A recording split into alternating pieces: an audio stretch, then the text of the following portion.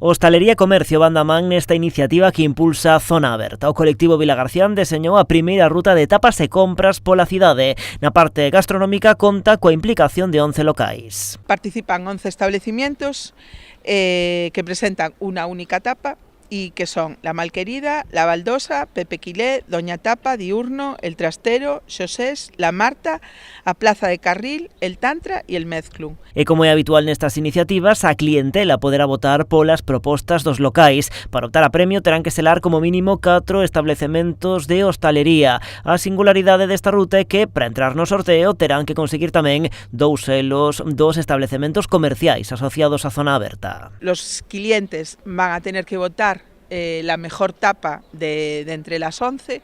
Para ello vamos a contar con unos carnés que tendrán que sellar también en 4 establecimientos de hostelería y 2 de comercio.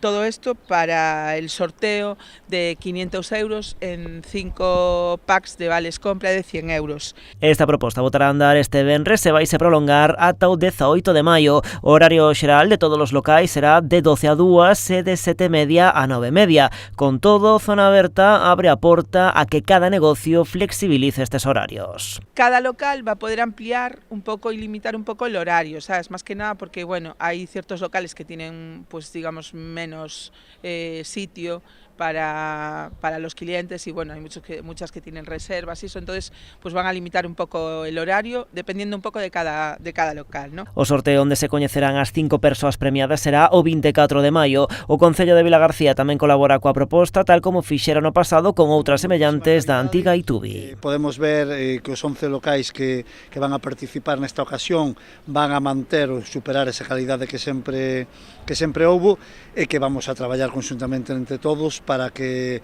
quede un bo pozo para ano tras ano que vaya medrando e que poida volver a ser o que foi no seu día con moitísimos participantes. Pero estamos moi ledos de que se recupere.